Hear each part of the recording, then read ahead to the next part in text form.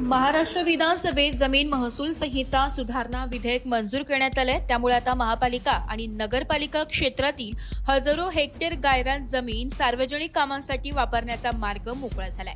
महसूल मंत्री चंद्रशेखर बावनकुळे यांनी मांडलेल्या महाराष्ट्र जमीन महसूल संहिता सुधारणा विधेयक विधानसभेत एकमताने मंजूर करण्यात आले। महाराष्ट्र विधानसभेत जमीन वापरासंदर्भात महत्त्वाचा निर्णय घेण्यात आलाय। या विधेयकामुळे महापालिका आणि नगरपालिका हद्दीतील गायरान जमिनींच्या वापराबाबत मोठा बदल होणार आहे। हजारो हेक्टर गायरान जमीन सार्वजनिक जनहिताच्या कामांसाठी वापरण्याचा मार्ग आता मोकळा होणार आहे। नव्या निर्णयानुसार राज्यातील मनपा आणि नगरपालिका क्षेत्रातील गायरान जमिनीवरील काही आरक्षण उठवण्यात येणार आहे। यामध्ये महापालिका क्षेत्रातील सुमारे 7,700 हेक्टर जमीन, नगरपालिका क्षेत्रातील सुमारे 4,000 हेक्टर जमीन, नगर परिषद क्षेत्रातील सुमारे 3,000 हेक्टर जमीन अशी एकूण हजारो हेक्टर जमीन सार्वजनिक कामांसाठी उपलब्ध होणार आहे।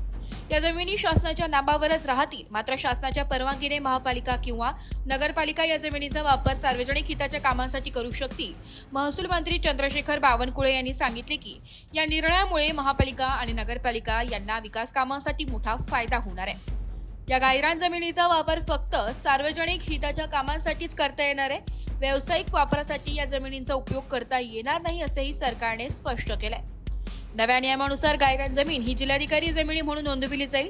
या जमिनीचा कोणताही वापर करण्यासाठी जिल्हाधिकाऱ्यांची परवानगी घेणे बंधनकारक असेल।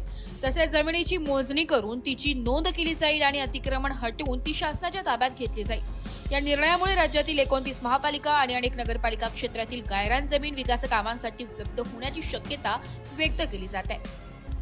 वृत्तसंकलन विभाग, एस मराठी न्यूज, नाशिक।